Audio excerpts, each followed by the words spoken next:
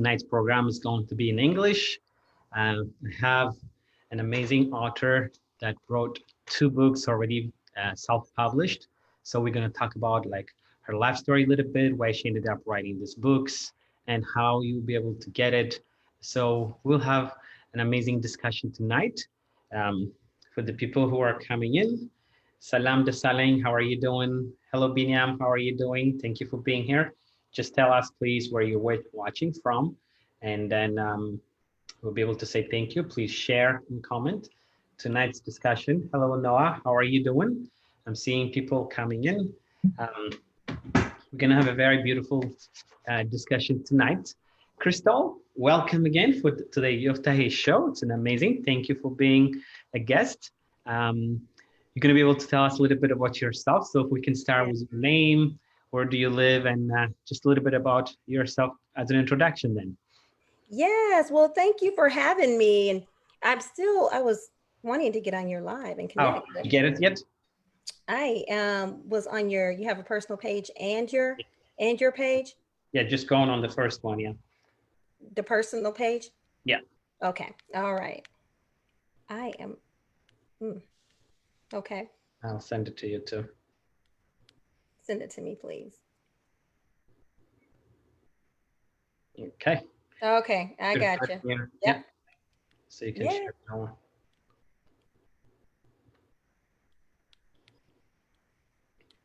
Hello, everyone. While Christelle's connecting, I see you, Dave, Josie, Carol, Mary. Hi, Joni. How are you doing? Thank you for allowing your wife to be here tonight. So thank you, everyone. Did you get it, Crystal? You sent me a notification? Yeah, I sent it to you through Messenger. Okay. Okay, I got it. It's on my Alphascript. Okay, I'm here. Yeah. Good. Yeah. Hi, Irene. How are you doing? Hello, everyone. Tonight is a beautiful night, Wednesday night. I'm here with Crystal Wimbrey. So let's start. So Crystal, tell us a little bit about yourself. Okay, well, thanks again for having me. My name is Crystal Wimbrey, and I'm the author of a children's book series, Alphascripts. There's the ABCs of the Bible and the 1, 2, 3s of the Bible. We're here to talk about tonight. I am a mother of 3. I have 2 beautiful girls and 1 boy. They're not little girls. They're not babies anymore. They're big girls, but they're still my babies. They're 19, 17, and then I have a 9-year-old. I live here in the Dallas-Fort Worth area with my husband, Johnny Wimbrey. And we have a model. We're really big. Our children are our biggest investment. It's one of the most important things to us. And train up a child was birthed during my first pregnancy with my child, just knowing what we wanted for our children, or even before they were born, we knew what we wanted the best for our children, even when it came to their morals and guidance and biblical foundation was extremely important to us. Thank you. So Krista, where did you grow up and where were you born? So I was born in Tucson, Arizona. Okay. Yeah, Tucson, desert, Arizona. I don't recall living there for a long time because my father was in the Air Force. So we traveled a bit. I spent a lot of my summer times there as a child with my grandmother.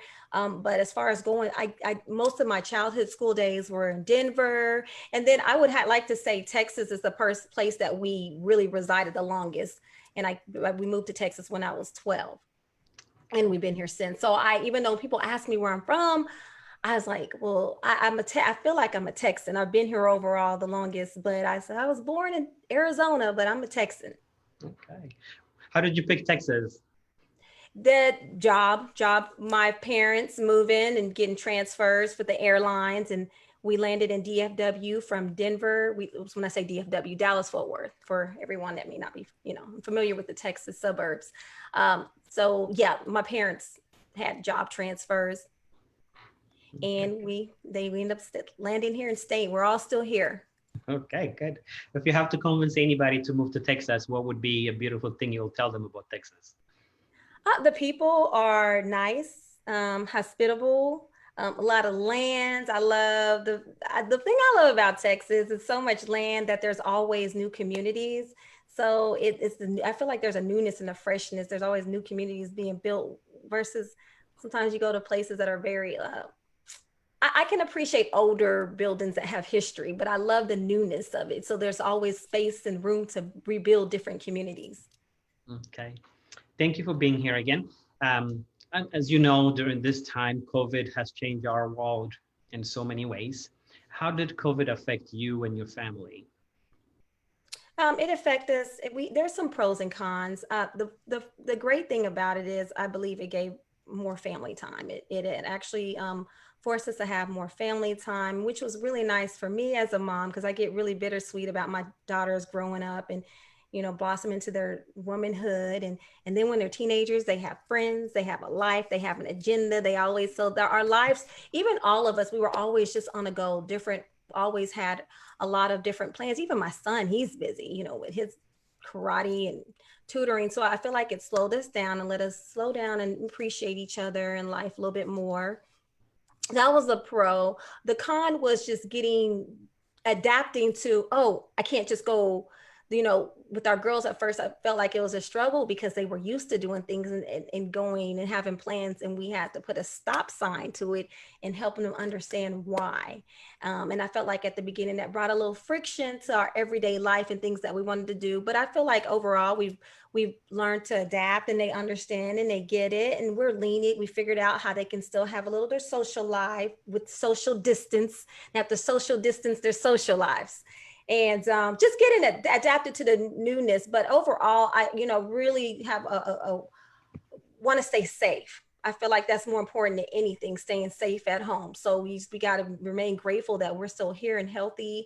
And fortunately, we haven't dealt, it hasn't hit home. We haven't dealt with the virus, and I'm grateful for that. So no complaints. I'm glad to hear that. So as an author, I know writing a book is not an easy thing and it takes a lot of commitment. Was Crystal as a child always wanting to write a book, or when is it, at what point in your life was it like, I want to write a book? So how did you come into that decision? Well, no, I never thought that I would write a book or a children's book. It was never a part of my plan. I thought my background is journalism, so it's somewhat writing, but people, I don't know, sometimes if you're not in journalism, you don't understand the style of writing. Radio, television, and print, they're all different techniques, even though it's writing. And in fact, in school, writing writing was my least favorite subject. It really was. I liked math the best. That's why I know that this idea of writing a children's book was birthed. It was a vision from God. It was out of a need, something that I wanted for my own child. That's the only reason why how my manuscript was even developed in the first place, from my outline of the things that I wanted to teach my own baby girl. There you go. So I think you bring me to the next question I was going to ask. So whenever you decide to write a book, you have different subjects. So how did you, I mean, I know Alphascripts is a series that you wanted it to be. Yes. So before we get to the book itself, you have to pick what kind of book you want to write. So how did you decide you wanted to write about children books? My decision came from the inspiration that resonated with me back when I was a teenager. My younger brother, we're 13 years apart, and my mother enrolled him into a Christian private school. And he was, I want to say he was in kindergarten. And he came home one day and he said he was chanting his scriptures, what he learns at school, all the way from A to Z. He would say, A, all has sinned, fall short to the glory of God.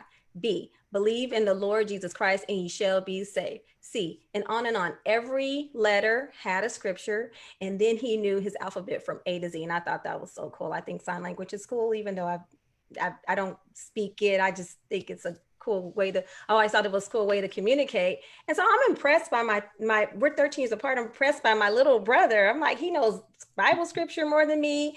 And I was just so impressed, and it impressed upon me. And I not knowing that years later, when I was pregnant with my first child, that I would want that for my child.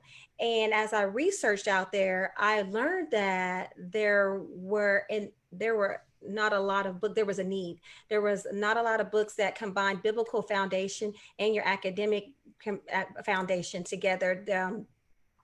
In the market, children's book market, there was nothing out there like that. And I figured, oh, you have to send your child to a Christian private school to get that. Or else, if they're public school, you would go to Sunday school and learn in Sunday school. And of course, what our parents says, we got to teach them and raise them up ourselves. So I thought, well, you know what, I'm going to create a little itinerary for my baby girl and what I want to teach her when she's little, when she starts talking. Like I'm pregnant and I'm already thinking way ahead. First time mom, you're always anticipating, and I'm thinking I'm going to come up with a curriculum for my own child and start teaching her before she goes to school. So in the midst of that, as that begins to manifest, God was giving me these creative ideas, adding the hand sign language, and even the creative way I chose to write the book, how each page flows from one page to another. So it's something I want for my child. And when I was finished, I was like, wow, it was like magic. Like it occurred to me, it was a vision. Like God, the Lord gave me this vision. This little did I know it was not going to be for my child, but this will be onto the world, like to share with other children. I love. I love the book, the way you have, especially when you talk about how it flows. You included a lot of sign language, things like. Do you mind? You have the copy of the book right there. If you can show Yes. Your first book, we're going to talk about that a little bit. Alphascripts. Yes. And I love the design, the way you have the ABC. So how did you come up with the title, Alphascripts? Alphascripts. And I remember when I came up with it, I was sitting in church and I knew how to wrote this, and that pretty much the outline of it. And I'm just happy about it. It's my manuscript, my baby. And I was just trying to figure out what I want to do with it. And knowing that I needed a title, I remember thinking the beginning, Alpha. In the beginning represents, the beginning, the foundation, the first early childhood learning stages. And then it had scripture. So Alphascripts instead of alphabets, knowing that the writing had to do from A to Z alphabets. And I think that's what it was. I remember, I was thinking something saying alphabets, and I love to be creative and witty and kind of put a twist to it. So instead of alphabets, Alphascripts. I know, it's very creative. ABCs of the Bible. Yes, like thank you. ABC. And the colors, sometimes I know we may not think a lot, but writing a book and having it designed to publish it, you have to think about what kind of cover that you have to pick, what kind of even the content of the book itself. So how did you pick the colors? Were you yourself your designer, or how many people did you have to gather to put the books together? Yeah, well, I knew if I'm dealing with early childhood learning, you always, everything that went into this book, I wanted to cater to children. So your primary colors, red, blue, green, and I knew I wanted to be bright, captivating. I'd said jewel tone colors to keep, child, I did research on their attention span will leave you really quick. So you have to have pictures and colors that just jump out at you. Okay, so we'll talk about self-publishing a little bit later, but let's get into a little bit of this book. If you can pick 1 or 2 pages from that, if you can read for us and show us how it flows. Okay, I'd love to. So I'm going to start with the first letter, which we all know is A. That's right. And so the book reads, A is for Abraham. God told Abraham that he would be the father of many nations, and he was a believer. So the last word of the sentence always gives you a tagline to the next word. The next word starts with a B, and it's going to be believer. But before we go on to B, at the bottom of the page, it'll tell you this is a hand sign language for the letter A. So you're learning your alphabet, you're learning scripture, and you're learning hand sign language. And then a little creativity. I love the page-to-page flow. The illustrations, I had my illustrator. We made children from all different backgrounds, happy girls, boys. Everyone can probably relate. For every child can relate to each picture. The little girl's an artist. You can find pictures in the page that begin with that letter, because of course you're going to talk about your phonics, the sounds. And so you have alligator, artist, Antarctica, there's a little airplane. And so as we go to B, remember, I said believer. So our next word is about a believer. A believer loves God with all his heart, soul, and mind, and they are his children. So we can guess what the next word's going to be. It starts with C, right? And this is the hand sign for B. So that from A to Z, it flows. And I thought that was, I feel like that's what sets That this page apart. quickly, because one thing I love about the way I want to describe it, if you can open up to the B again. The B, Because in there, not only you have the letter B, you had followed it from A to children, C's coming up, but even the pictures that you picked on those books are designed. You have balloon that goes with B. yes. So everything has a purpose. It's not just Right. a picture. We look at it. So that's one thing definitely also I appreciated the way you have it. And another thing I think that's definitely, I'm really grateful the way you did it. Kids don't understand. I mean, you included the sign language with it. That means you're also opening up kids' mind to the different world, because it's not, some kids are going to be not able to listen, to hear. I mean, so sign language, kids were going to ask, what is a sign language? Right. And I think Yeah. this is also an area that helps us to teach kids. There are kids out there who are not able to listen, so there is a different language. Some people learn French, some people learn different languages, but sign language, sometimes we forget it's the only way some kids are able to communicate. So you have the scripture, you're teaching about God, you're teaching the alphabet, and with the pictures illustration, you pick the right colors. It's very bright, and then you included also the sign language. Yes. So you're giving all of that just in just one context. So this book by itself, I really admired looking at it. So thank you for doing it. So what made you think? Because it takes a lot. When we look at it, it looks like just a children's book. Now a lot of people don't think how much time that you have to put in about the thinking. So what was the process just to create one page like that? Oh, it is definitely a process, because even within the writing, I want to research it. I want to modify it and make it translate the Bible to simplicity for a child to understand. And you make sure do my research and my facts, and and then okay, that I think one of probably the most challenging things was finding that word that makes sense to flow to the next word. Um, and then there were times where I had maybe 3 words that I could choose from, and then I had to choose, well, what's going to make the most sense, or what's more relatable a child can understand. And then there was times I was stuck. I was like, I can't think of too many words in the Bible that start with a Z. But I found one. Z, Q, you got to get to keep it flowing.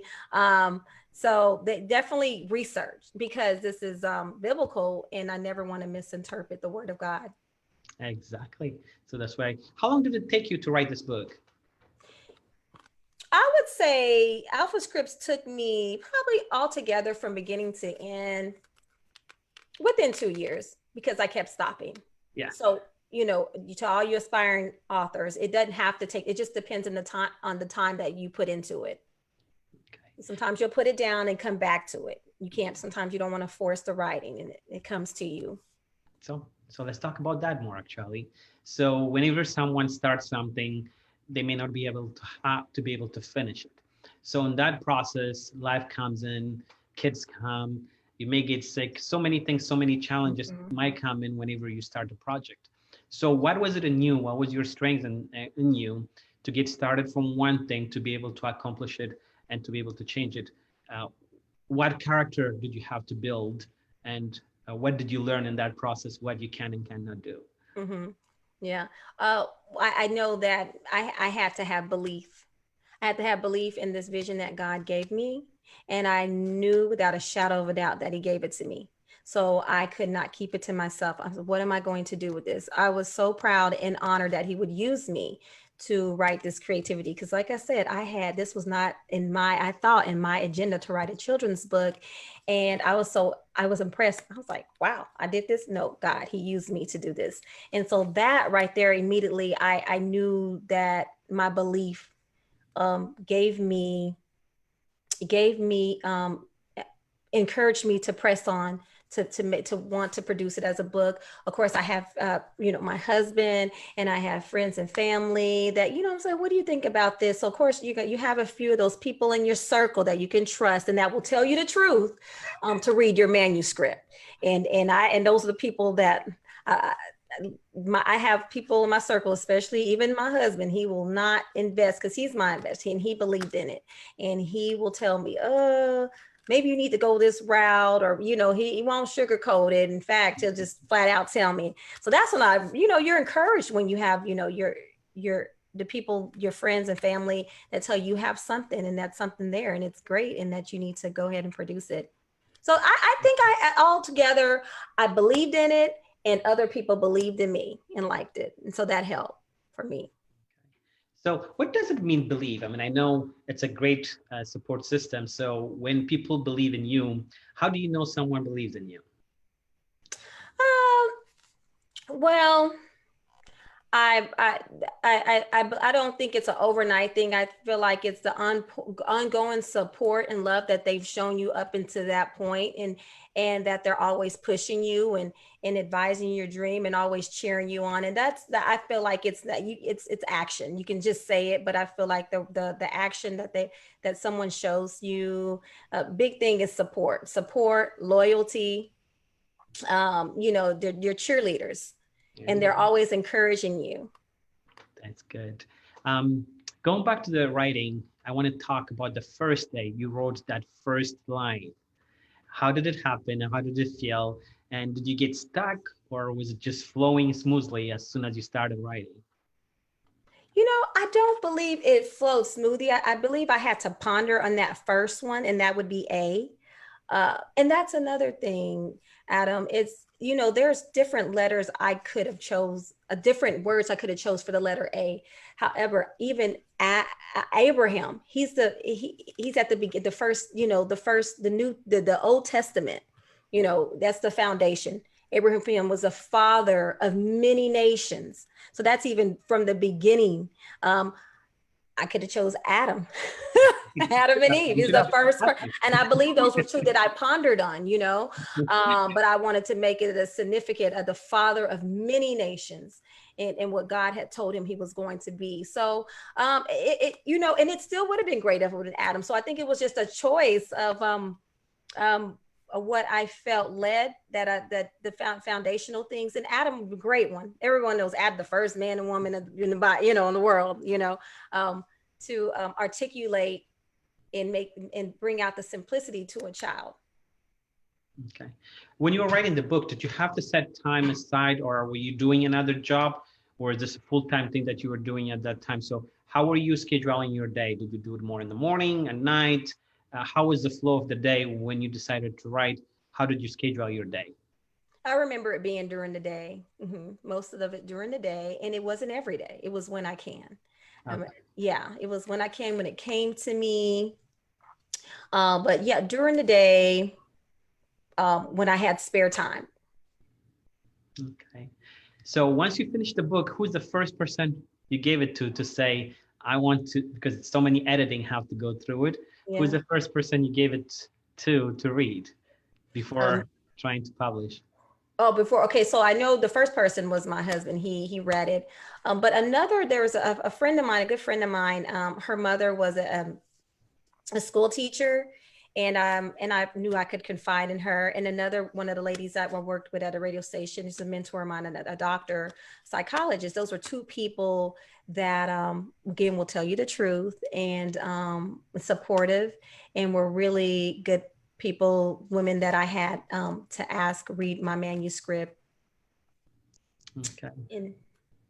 That's good. Yeah. So at some point you decided to have a publisher look at it, or right away did you decide to do self-publishing?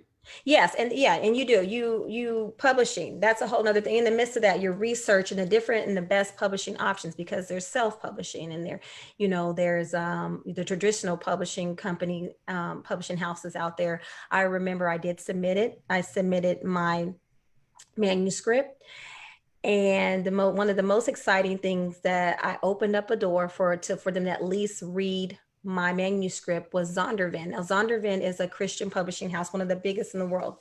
And I actually flew, I had made an appointment, and I went to Michigan, where they I can't think of the name of the city in Michigan that their corporate office is. And I remember because I was learning this publishing, I got to get somebody to believe in my book and produce it for me. So I'm new to this. So I'm learning, I'm writing, and I'm learning the options, how to get it out there.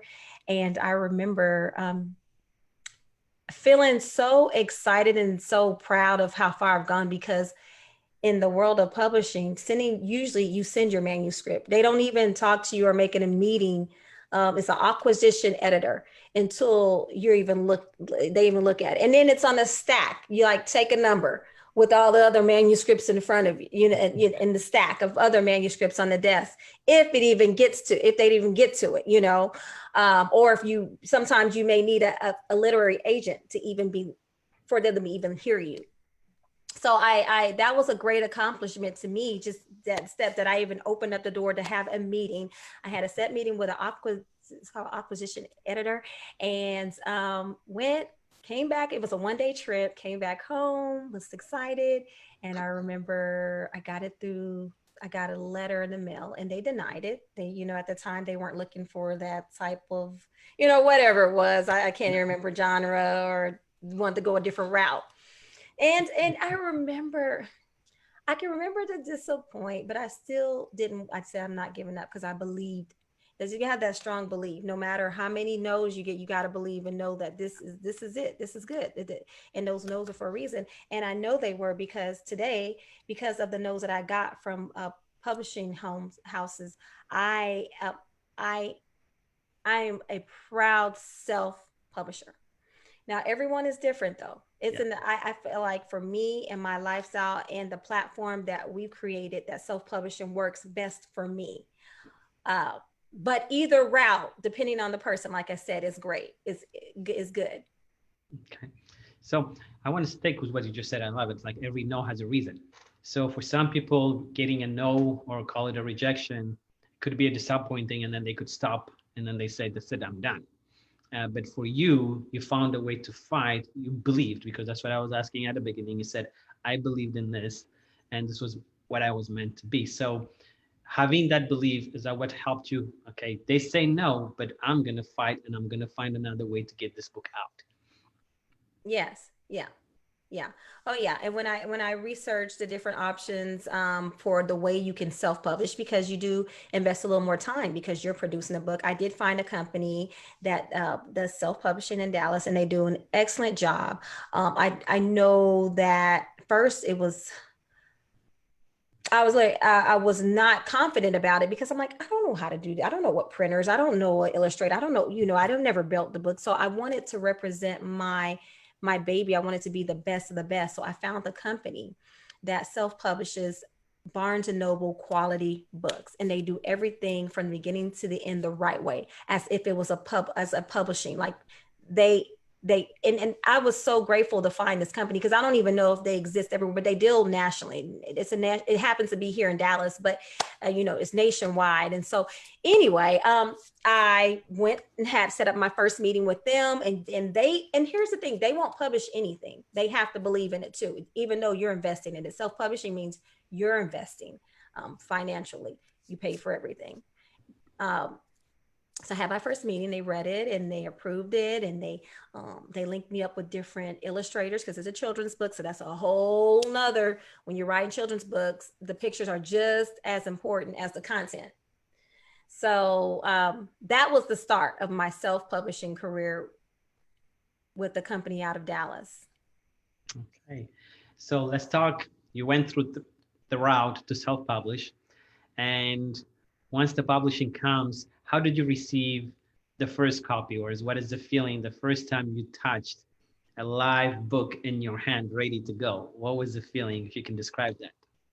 Oh, it was like I was just felt in love. I was just so, my heart smiled. I was just so happy and excited to see my work, something that I worked very hard and believed in. And it's almost like, maybe when people, we know we're all born into this world with a purpose. And I feel like this was that. And sometimes it takes a while. Some people, I mean, years, sometimes you figure it out when you're 10, sometimes you figure it out when you're 20. And for me, I felt like that was my moment of finding outside of being like a mom and a wife, but something that else I can give back and leave a legacy or something on this earth, leave something. That's how I felt. I found one of my God-given purposes. That's good. Mm-hmm. So for the people who don't understand or they don't have their hand, if you have to summarize Alphascript ABC, what is it about, and what is it the message that you want them to get out of it? Okay, so Alphascripts, the ABCs of the Bible, is a great tool for early childhood learning. From A to Z, you talk about scripture and your phonics. It includes hand sign language, which is good for children interaction and fine mobile skills. It's a great way to instill not only their ABCs, that's the first thing we want to teach our children, ABCs, and stands for, or B is for ball. Well, this B is for believer, and a child of God, and believe. And so what I love, what sets this apart from any alphabet book out there is that it's threefold. So you're learning academics, you're learning about morals and ethics. You're learning kindness and love. It's building positive character. Yes. In your child at a very beginning stage, which is extremely important these days. Kindness in our children. So much hate that I think, I just think that these books like these are vital. Training up a child in the way they should go is vital. It's our responsibility. This book is not just for parents because it takes a village. It's for your friends to give to children for gifts, grandmothers, aunties, uncles, cousins. It takes a village to raise a child and instill greatness and kindness and love. And so that's why I know that this book will leave a legacy for generations to come, and it's much needed. Definitely. I like the way you said it, the legacy, because this book do not expire. They don't have an expiration date. Yeah, Someone right. can pick it up from 10 years from now, and then the same story that we told today, 20 years ago, 20 years later, we can still have this book in our hand, and it will be fresh as the first time. So it's going to be new message for every child that gets it. Just like you Yes, mentioned, there's a lot to get out of it. that's So right. I love that. So now let's go to you wrote this book. How long did it take you, or what was the excitement you accomplished? You set out to say, I need to have my dream published and I need to get in. Once you published that book, did you just rest, or you said, now I need to move on to the next one? So I had these ideas. I was like, oh my gosh, Alphascripts could be a brand. I can have hats and t-shirts. I'm gonna make some more book. Like your mind is just going everywhere. It's just like this is going to be a whole company, like Dr. Seuss or something. But I rested. I thought about it and I rested for a while. And then I would write and I'd put it down. The second book was actually, the manuscript was written a good almost 10 years before it was actually produced. It was, yeah. So, it is different, different seasons in my life, different things going on. So I knew that I would produce it one day, but I just kind of put it aside and for years just promoted just the first one and was just happy with that one. Okay, so let's talk a little bit about that before talking the second book, so that out there are so many people who didn't even start their first book, or they have written it and it's sitting in the closet, and they've not been able to get it out and get it published. So, what kind of message you would have for the people who want to self-publish or get their book out for anybody? What is it that in them that they have to believe for you as a belief? Yeah. But if you have to send any advice, what would you tell them? Because a lot of us are really, really good in starting something, but we don't finish most of the time. So what helped you to start to finish, and what advice would you give for the aspiring authors out there? Okay, yeah. So the advice I would give for an aspiring author, you have that inner creativity in you or a message that you want to share with the world and you know that it's there, just start writing. Begin writing. That's the first step because the manuscript is the first step. I have people ask me all the time, how do you write a book? Right. That's going to be the first step. Before you do anything, you need your manuscript outline the way, and it doesn't have to be perfect because there are great editors out there. And I think sometimes people think it has to be picked so perfect from beginning to end. Do not worry about that. Don't worry about the whens and the whats and the how it's going to be produced from finish to start. Because as you begin to write, and the writing begins to manifest, more and more you'll become excited and more encouraged to start researching those different publishing options that are best for you and your book. So in the belief, you got to believe in it. It's rewarding from beginning to the end. So just start writing. Okay, thank you. And then let's go into the next step. You wrote it, you have your first book on your hand, and sometimes from what I have heard, and then I was talking to others, it's the challenge now is no longer producing the first book.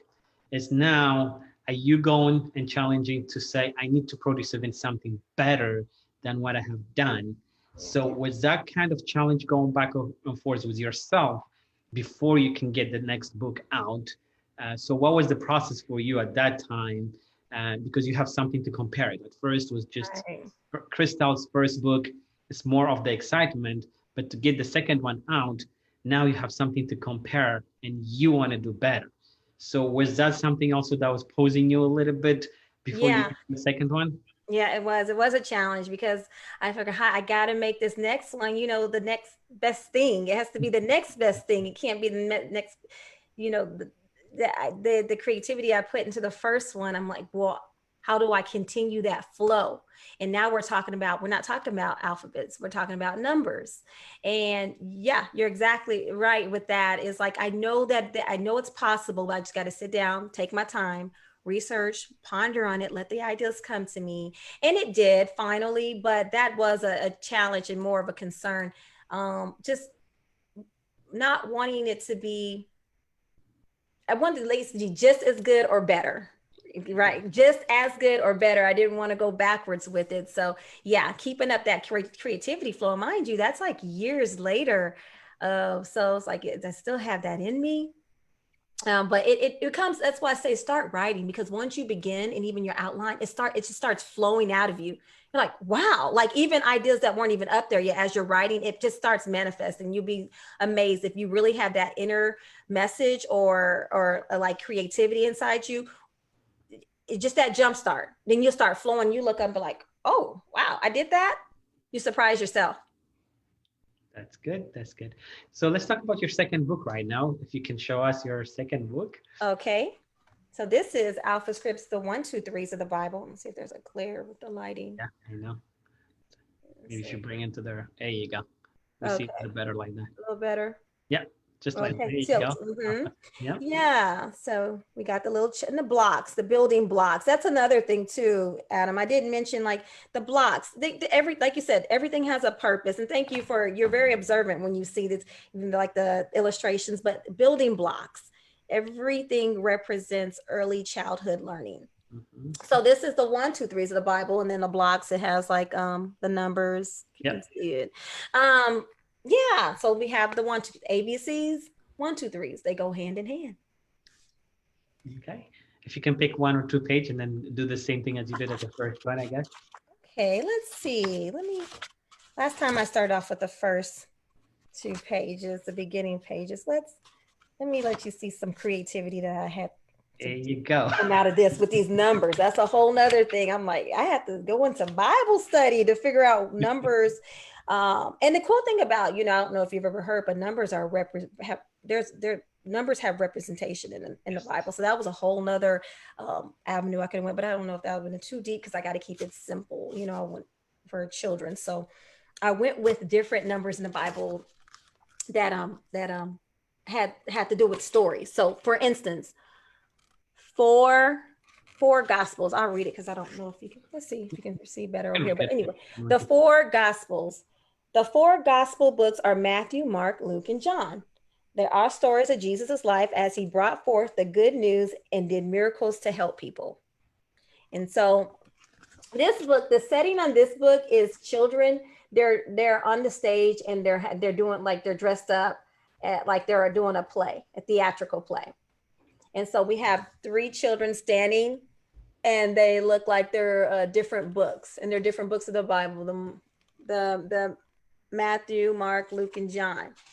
And then, fun fact, which I love telling people this because I don't know, I didn't know for the longest time, but their numbers are at there's are hand signs. You know, we usually go 1, 2, 3, 4, 5, 6. There's actually hand signs for numbers, and they're not 1, 2, 3, 4, 5, 6, 7. You know how we raise our fingers all the way to 10. So I was like, oh wow, cool. So I can still keep the concept of hand sign language.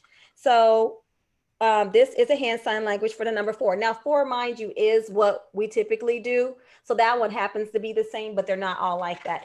You can do 10. You can count to 10 on one hand with hand sign language. You don't need 2 hands. So I thought that was pretty cool. I don't know why. I just think that's a nice fun fact. So the next number is 5 loaves of bread. Jesus used 5 loaves of bread and a couple of fish to miraculously feed 5,000 people and still had food left over. 5. So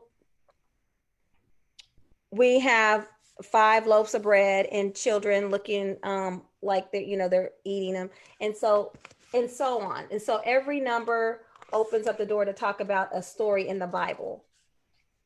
I think that opens up, like just like you said, what helps is not only about learning the numbers, but it gives us an opportunity also to open up the Bible and learn even more from it. Right. So when right. you those scriptures or those stories, when you talk about the research, what were you putting in? Like, so did you have to go back and reread the Bible again over and over for Yeah. yourself? So how did you end up?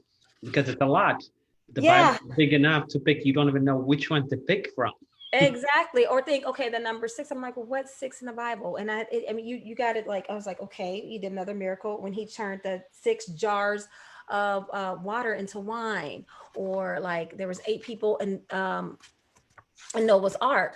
And we only think of Noah, but it was Noah and his 3 sons and their wives. And that opened up the door to talk about Noah's Ark, and these are, and at the same time, finding not only normal numbers that are represented in the Bible, but also those foundational Bible stories like Noah's Ark, and the miracles that Jesus performed in the Bible. So yes, I did. I had my nice Bible study time to come up with different ways to articulate the Bible and make it fun, and then, with each number, you would be able to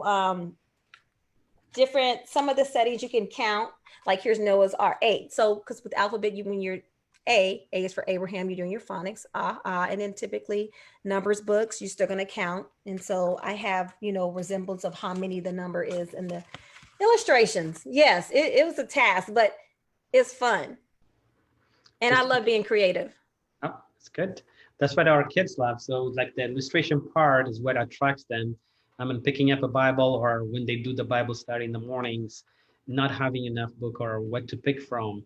Sometimes kids are not able to follow, but having something like this, you're teaching not the whole Bible, but it helps you to guide you to what chapter, to where it comes from. Exactly. So we can stay on that topic. So how did you use the Bible as an inspiration to write this book? Well, I knew for me as a kid, that's something I feel like, we talk about like personal development and motivation. I feel like that is all really derived from the Word of God. All positive, speaking life into yourself, love, acts of kindness, respect for yourself, self-love.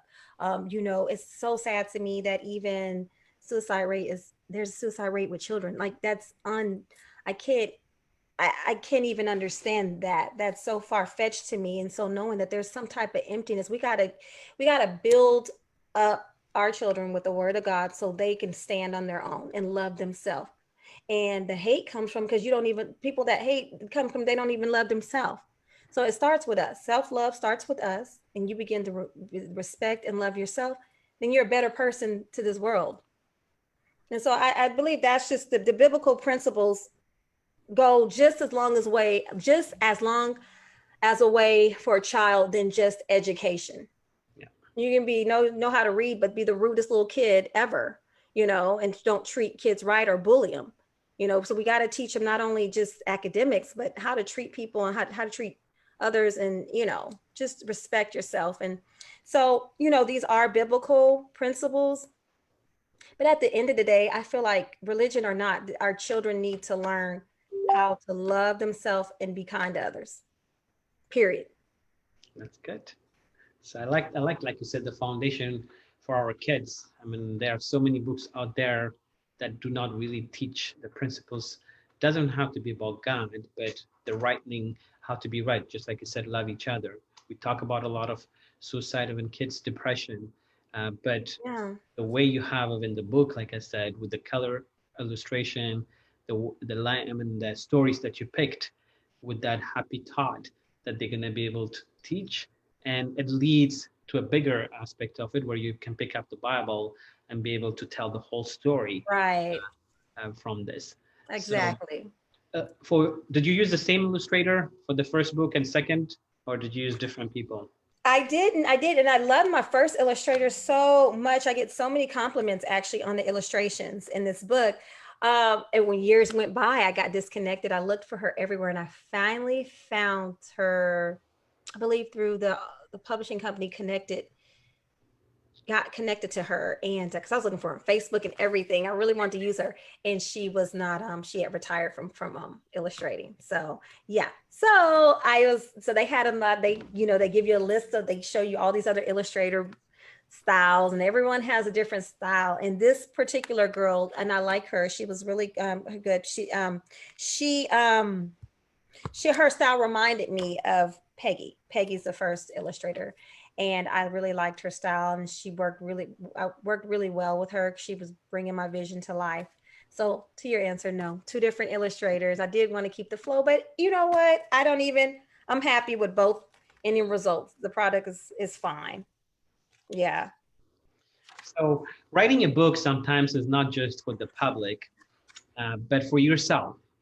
Before Crystal, before writing these two books, and after writing this book, what did the process? What did you learn, and have you changed throughout those process? You said before writing the book and Like, after? yes, like before you wrote the book, I mean, even thinking I can do something, I can accomplish something big. But you have these books written down, and when you go back, you said if it's 10 years in between, even if you go back 10 years before your first book is written, have you changed in that process, or how much have you grown before having two books published and after having two books published? Oh, yes, absolutely. Oh goodness, I'm like Crystal 5.0 right now, from that Crystal back in the day that wrote this one. Yeah. In fact, there's some things sometimes I'm reading, I'm like, oh, I would have said this, or oh, if I can, when I reprint, maybe yes, you're different because of growth. I'm a different person. And that's a great thing. So I, at the time, before, I feel like I was still, growing into myself. I was in my early 20s and still figuring out who I am and my purpose. And now I have more confidence in any type of goals and things I want to achieve. I feel like there's nothing that I can't do, because after seeing these products and times 10, and I feel like I'm a better writer. I'm a better author, creator, woman. Just my mindset is so much better, so much advanced, and to the times, the seasons, the different timing. So at the time, I always felt like we needed to train up a child, and set them up for success. But even more so, the difference today is like we're desperately needing this because of the violence and the depression rate and the suicide. And it's like there is such a need, even more so in this climate, in this day of time, for our future generations. We can't go on with the pace that things are now, with depression and hatred. Right now, there's got to be some type of change. And so I thought for my child then. Now I'm thinking, no, for the world, for our generations, I'm part of the village. It's not just about my household. I'm glad actually you mentioned, this is the second time you mentioned about the village, and some people don't really understand it takes a village to raise a child. How do you understand that? What does that mean to you? Because I myself am from Africa, and then we always say it takes a village to raise a child, because that's Yeah. a very common sense.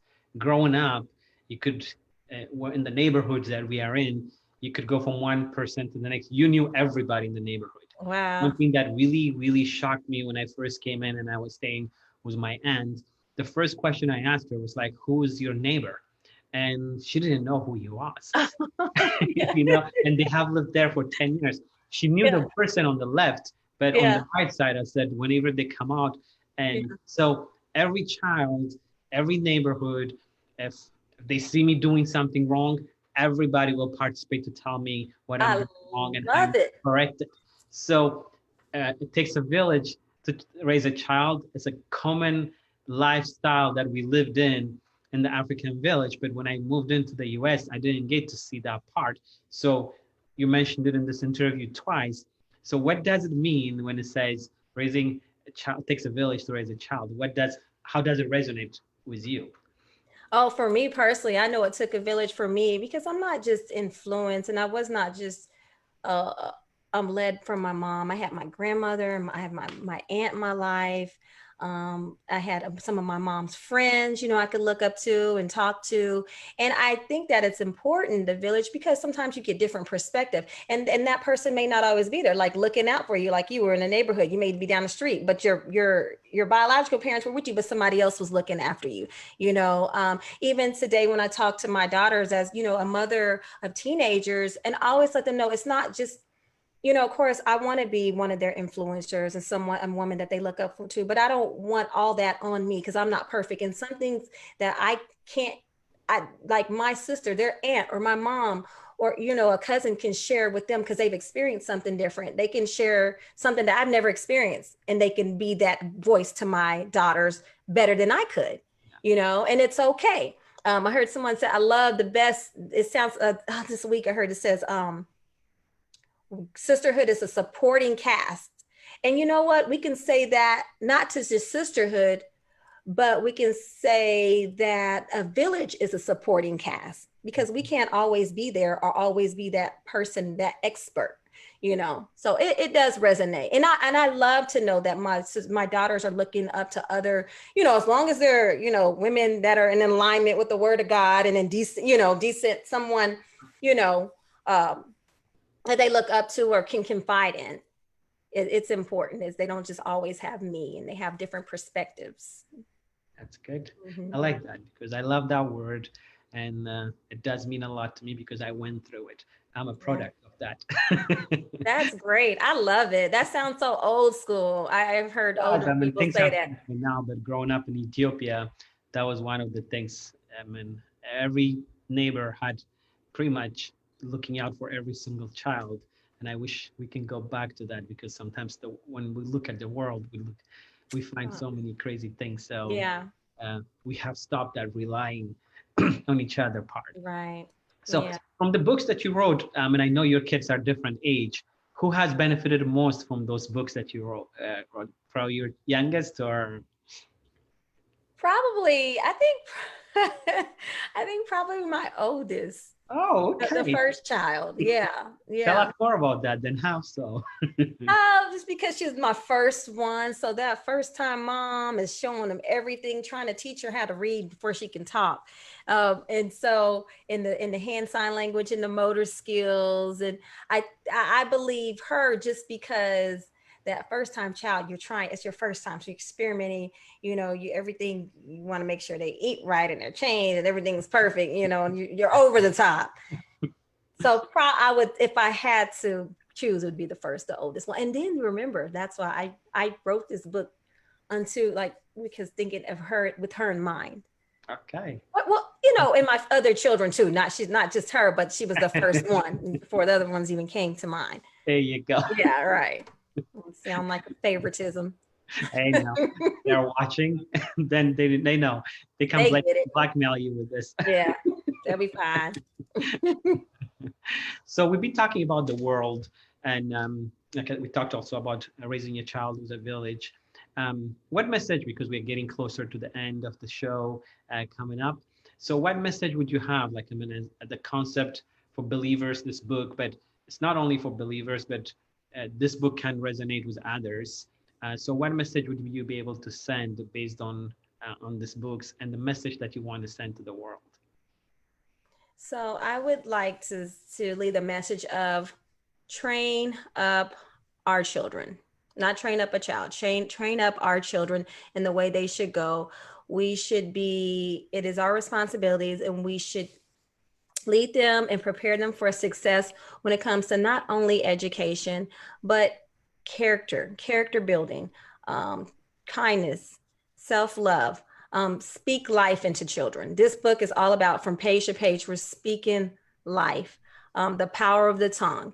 And we're constantly pouring into them positivity. What's going to come out of them will be positivity. I love that. Speak life into a child. Mm-hmm. That's very good. Um, well, the two books are being published, where anybody that wants to learn more about Crystal Wimbrey, and where can they find these books? You can go to alphascripts.com. You can find my book on my main website, alphascripts.com. You can go to Amazon, Barnes and Nobles. So those are the three main ones that I can that I know for sure that you can purchase the book from. Okay. Or both of them. Both of them. Okay. Mm-hmm. So you know when my next question is going to be, you have two books. Are we going to wait another 10 years before the third one comes out? I know, right?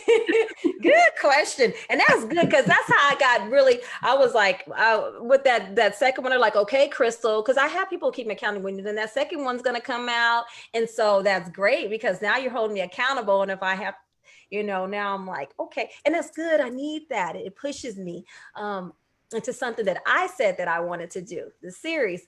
So it won't be 10 years. Okay. I'm trying to not give you an actual date, but it won't be that long. It won't be that long. Have you started it? No, sir.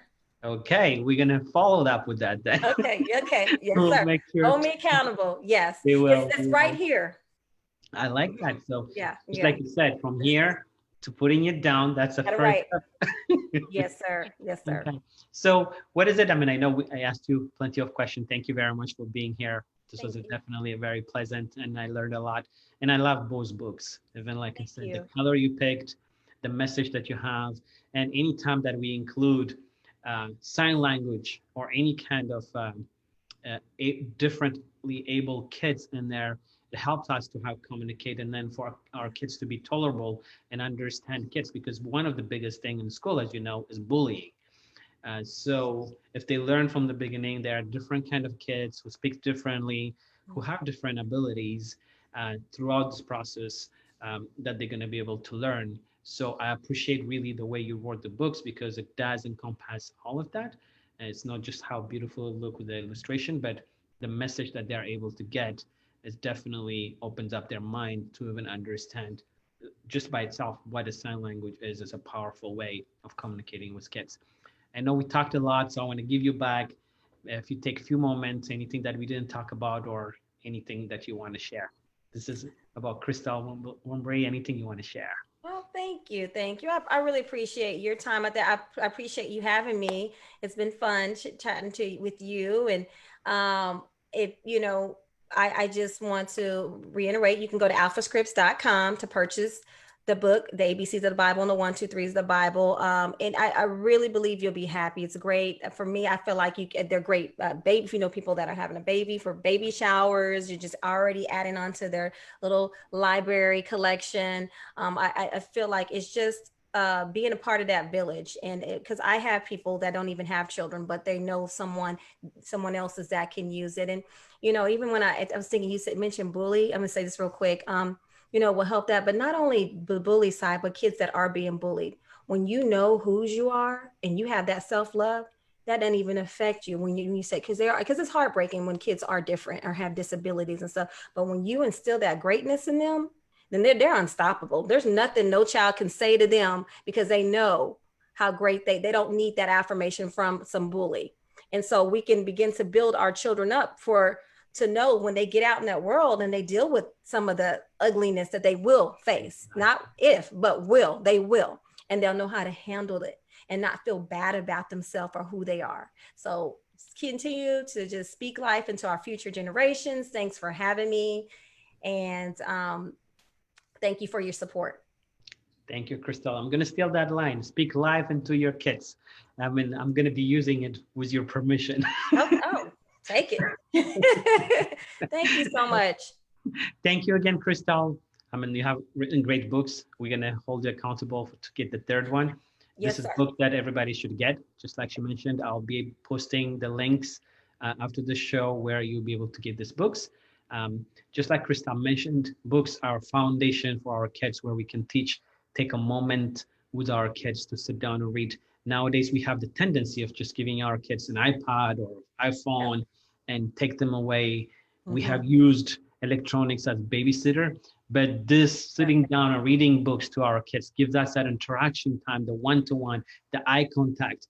Books have a better way to connect with our kids, and especially this kind of books where they have a holiness message into it. They have sign language. The illustration that you saw are really beautifully done, and a lot have gone into this book to be able to teach the kids the right way. So I would say go get them. And I really, really appreciate Crystal again for being here. We are together. It takes a village to raise a child. So a book is part of that village. Let's learn from each other. Let's be tolerable. And once again, Crystal, thank you for your time. And for our audience, thank you for joining us today. Please share and comment. Make sure to get those 2 books for the kids. Like Crystal said, you don't have to be the parent. You could be a grandparent. You could be an aunt. You could use this as a gift. So until next time, I'm going to be bringing you my next show on Saturday, and it's going to be another very important topic. It's going to be about voting and census. A lot of people take voting very, very not importantly. It's our voice. If you don't speak up, if you don't vote, you lose your voice. So get counted. Census 22 is happening right now, and make sure to vote and be heard. So until next time, this is Yoftahe Mulatu Gebru from Boston, Massachusetts. I really appreciate you, and I wish you all a blessed night.